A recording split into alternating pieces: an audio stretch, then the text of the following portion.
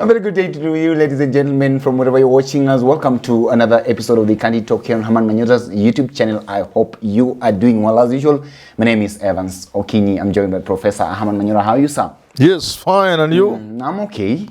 Wonderful. Wonderful. And we are still in this country, still monitoring the political heat and temperature and see how high or how low it could be. But of course, they're saying that as a country, we are forever playing politics. And of course, it's just a year after the last general elections, and we're already back here preparing for 2027 elections. True. Definitely. But I've seen a number of people have already faced the axe. There is a tsunami from ODM that is sweeping across the country. Of course, I've heard that a number of members of parliament have already been swept. But that aside, let's talk about the Mulembe Nation politics here a little bit. The Kakamega senator, the UDA senator there, Boni Halwale, made some controversial statement that does not sit well with a number of leaders from central Kenya and the larger part of the Rift Valley. Of course, they are saying that they agreed to support the presidency of William Ruto on the basis that he would return his hand back in 2032 and perhaps support Mudavadi or Moses Wetangula for that. He's saying that 2032 is for the Mulembe Nation. Definitely. Give me your thoughts about the statement by Boni Halwale. You know, power is not given. It concedes nothing. Okay. Without a struggle. Yeah.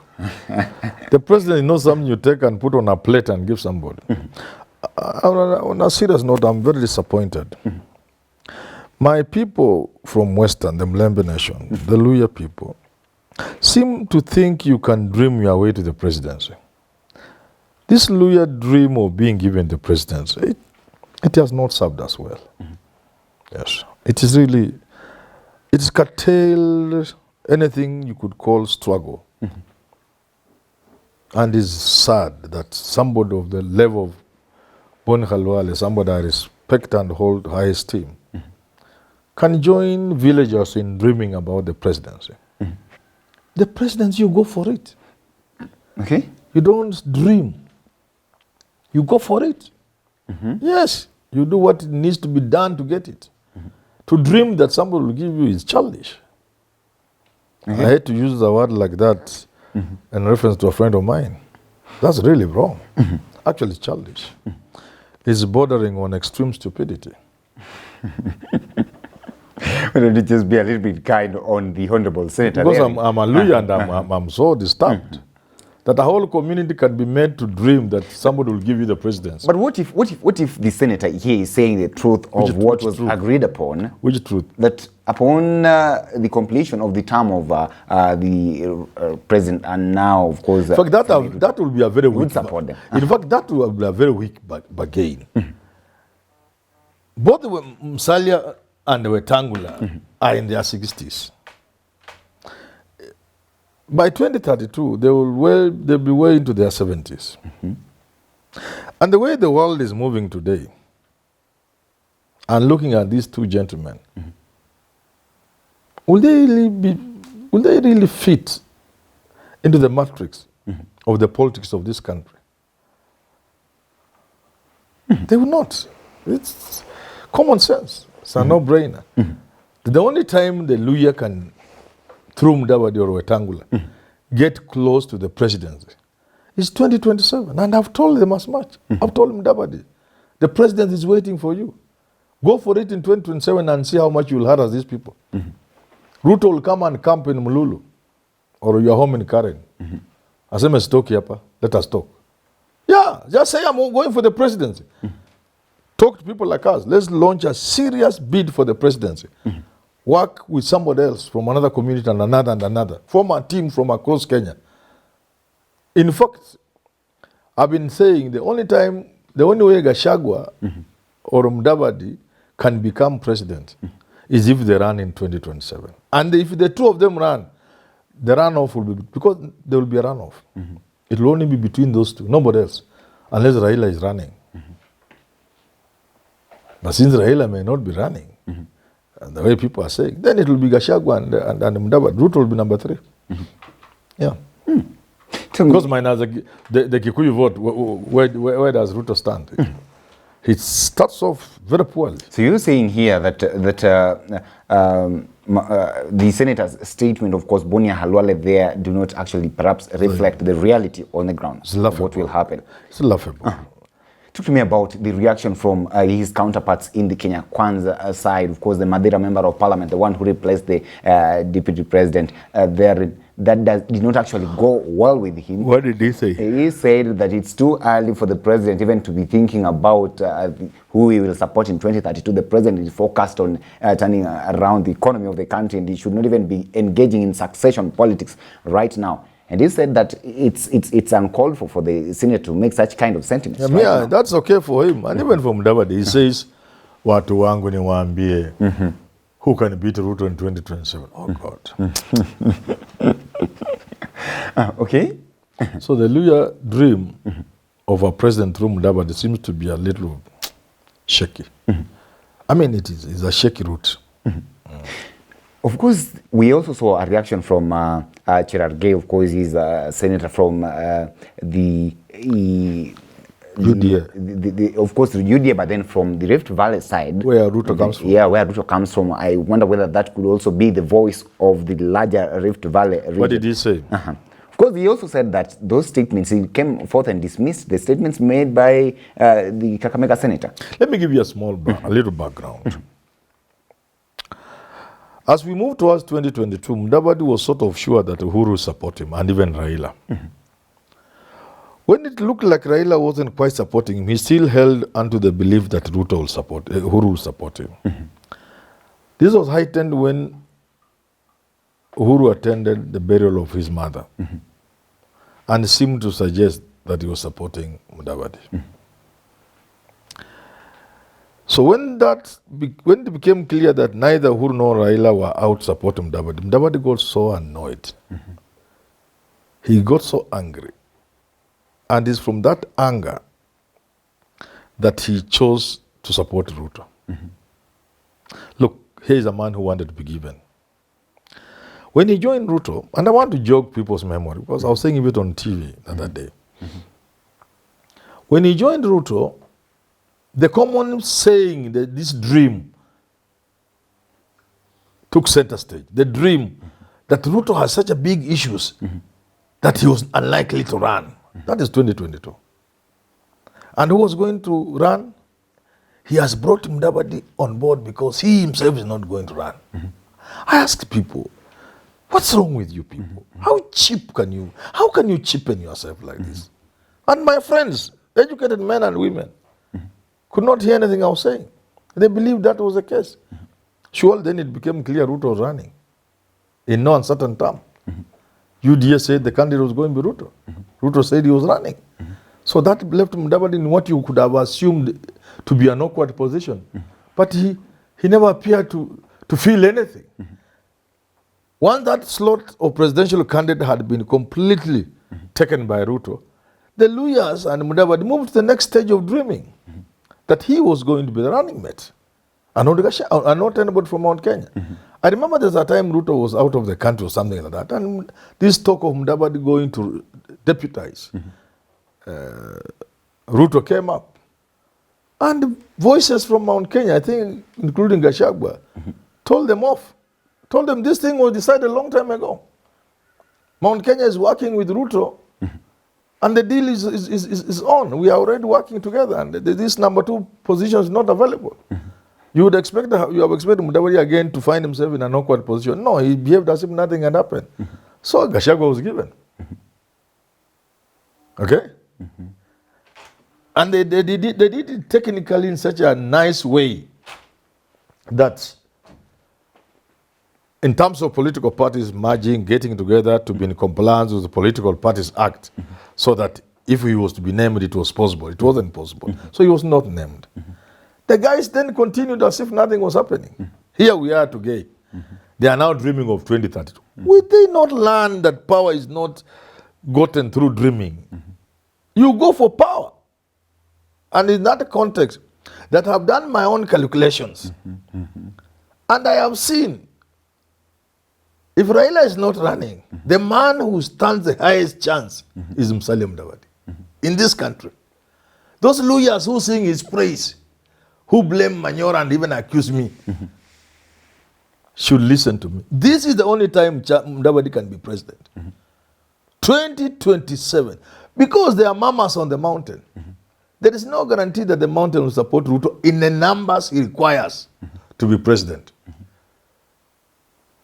There's no guarantee. I don't know whether you get what I'm saying. Yes, I do get you quite well. And if Mudavadi defies Ruto, in a situation where Raila is not running for president,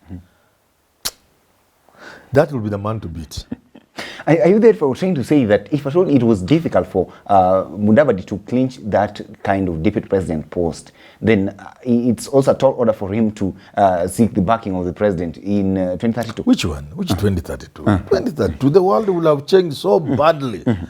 You have noticed these days, the world in which we live, a year or two brings such a tremendous changes in the way things are done that you can only conclude that by 2032, we'll be almost in an entirely different world. And now, you know, these people who are my age mates or thereabouts, who think they will continue with business as usual in 10 years' time, they are dreaming. Okay. They are dreaming. The world will have changed. Even if you are told to be president, you just say, no, I don't want. Yeah. And who tells you? Rigathi Gachagua, having been deputy president for 10 years, will be a walkover. Who tells you? And where will Ruto get the courage to go against Gachagua? Where will he get that courage? When he really complained about Uhuru treating him the way he treated him, how will he treat Gachagua in the same manner, the way Uhuru treated him? Where will he get the face to look at Kenyans? Kenyans will deal with Gachagua in 2032, but it will not be Mudavadi. It will be Kenyans who will be asking, surely, another Kikuyu. Another Kikuyu, Kamisa. So that will be Kenyans, not Mudavadi. Mudavadi has only one chance, and that chance is in 2027. And I can tell you, all he will need is to be a man, and the city will be his. Of course, which is anyway debatable, because I wonder the kind of chances that Mudavadi would stand if he decides to run in 2027 anyway. But here we are, Prof, looking at this issue here. The question that you've just asked about another Kikuyu issue earlier, of course, another Kalen, this kind of stuff that we've had ever since independence. In here it is. That's why is it so difficult for you? You need, in 2032, it will be, I have said this before, we are moving gradually towards another Kikuyu in 2032. It will not work. In 2013, there was no gradual movement from a Kikuyu to a Kikuyu. ICC distorted things. So in the absence of ICC, if a Kikuyu stood, people would just laugh. If Uhuru stood, people would just have laughed. Raila would have just had a walkover. In 2022, from a Kikuyu to a Kalenjin. Again, it wasn't some natural, gradual development. The picture was again distorted because of Uhuru backing Raila. And the Ruto, being the smart politician, is capitalizing on that and talking about victim, being victim, betrayal, and playing the Kikuyus against their own Uhuru Kenyatta. So the situation, there was some murky, the situation was sort of murky. The dynamics then were not as if things were moving gradual. So if Rigathi Gachagua were to want to be president in 2032, it will be like a very gradual, conscious development that Kenyans are deciding. Uhuru Kenyatta 10 years after Kibaki, after Moi and Kenyatta before them, and then now the Kalenjin 10 years after Ruto, we start another Kikuyu of Gachagua. That will not happen. So it is 2027, whereby defying Ruto, you create another situation, another 2013, and another 2022. Not a normal situation. You get it? Unavuruga maneno unachafua maji. That defying Ruto by Gachagua or by Mudavadi will create the dynamics in which people will now not consider that Gachagua is a Kikuyu. You see? But if he waits for 2032, all eyes will be on him as a Kikuyu. Why is it so difficult for you to believe that Mudavadi is the man to break this Kikuyu Kalenjin monotony that we've witnessed in terms of presidency in this country? Why is it difficult? And I'm the one who's saying it will work. But you're saying it only works in 2027, not anything beyond that. 2032, not him. He will be an outsider because then so much will have happened between now and 2032. And if nothing will have changed, Gachagua is still the running mate. Is still the deputy president. How will you beat him? How will Ruto turn against Gachagua? I'm saying it will not happen. The Kenyan people will deal with Gachagua because he's a Kikuyu. Okay, to break that Kikuyu Kalenjin thing. But in 2027, those issues will not be on the table of Kalenjin, Kikuyu, Luo. No. People will be, imagine Gachagua running against Ruto or Mudavadi. That will be what will be capturing the moment. That is the thing people will be dealing with and the excitement it will create. And the four candidates will be beating each other by hundreds of thousands of votes. Look at this. Musalia Mudavadi does not have any, let me say, influence per se in central Kenya. And literally look at by the kind of mistake that he made at that time by supporting Ruto when he had that opportunity of supporting Raila. Definitely that costed him the Nyanza vote, kind of the vote basket down there that is owned by Raila. And then in his western region, definitely there are a number of leaders there. He wasn't even able to deliver more votes than the rest of the political leaders around that place they are in. So if you are still advising this person to against all the odds vie in 2027, where does it get the numbers? Then you don't understand Kenyan politics. The moment Kenyan people see their son has a chance, they'll go for him. The canvas went for Kalonzo in 2007. If he stood later, they will have learned better. They will not have followed him. Not excitedly. When Mudavadi stood in 2013, everybody knew he was not a serious candidate. But supposing they designed by people, there were some people who were designed that let it be Mudavadi who succeeds Kibaki. Not another Kikuyu. And it's the Kikuyus themselves who are planning that. Let it not be another Kikuyu. Let it not be one of us. So there were those who want Raila, but there are those who are saying Raila is stop polarizing. Let it not be a Kikuyu. Let it be a person who is neutral, whose image is okay across the country. And they settled on Mudavadi.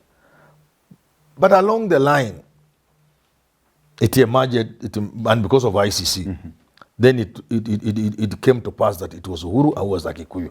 So Mudavadi didn't appear to anybody, including his own people, to be a serious candidate. In the same 2013,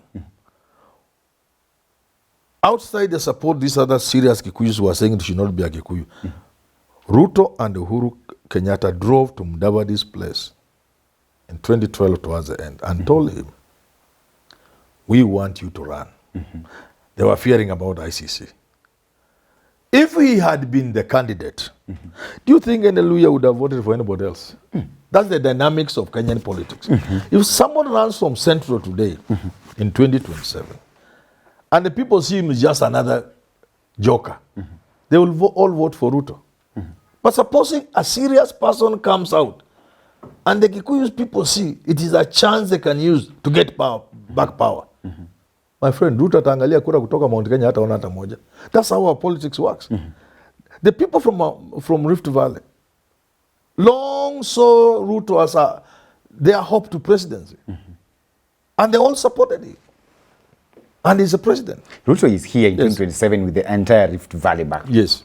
Gachagua probably, and I know if he stood here, he'll most likely he'll not vie against Ruto. Let us say he vied, or say he doesn't vie. Okay. Let's say he doesn't vie. Yes. So Gachagua, Ruto retains Central, Ruto retains Rift Valley, and then on the other hand, Musalia Mudavadi comes with the Western vote basket in on his own. I wonder whether Kalonzo will also be there, but assuming he'll be there from Eastern Kenya, and then depending on whoever Raila will support, definitely he will not support Musalia Mudavadi. I wonder how, because of what happened. Where are the numbers? What do you mean by numbers? Where are the numbers to propel Mudavadi to presidency? Who is this? And among the others, who has the numbers. Because Well, the question you ask of Mudavadi in terms of numbers can be asked of any other candidate. I've told you Ruto People has... look at Rift Valley and they see the numbers in Rift Valley. They forget that those are not Kalenjin, all of them. The Kalenjin are hardly 60%, I think around 60% of the, or 50%, around 60% of the Rift Valley votes. Because then there are the Masai there, there are the Samburu there, there are Pokots and the other people. Pokots are Kalenjin, of course. There are Luyas in Rift Valley. There are many other people who are not necessarily Kalenjin. Another myth which we must, and I've been telling these politicians, they need to consult me. The myth of Kikuyu political dominance by way of numbers must be exposed. How come a community demographically 17% ends up having like 50-something% of the votes on the register? There's something wrong.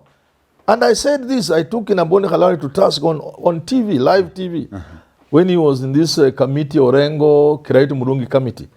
I told them, siri ya kura ya Kenya iko ndani ya hiyo register. Hiyo register iko na ukora ndani. So the beginning point for anybody to win an election against the Gema and the Kalenjin combined, whatever is to have fresh voter registration. Okay. They are in. Gene liko hapo ndani. The elephant in the room in this election is in the voter register. Explain to me how the Kikuyu, being 17% of the population, even with the demographic lie, let's accept 17%. The Kalenjin 12, 13. How they turn out being almost 50%. Where is this tyranny of numbers that Mutai Ngunyi was talking about? It's a myth. To debunk this myth will be the first step you need to beat these guys in an election by insisting on a fresh voter register. Fresh. Well, and you'll see funny numbers emerging there. People cannot be 17% of the population of this country and then have 40% of the control of the electoral register, 35-40%. It's not possible. It's not possible.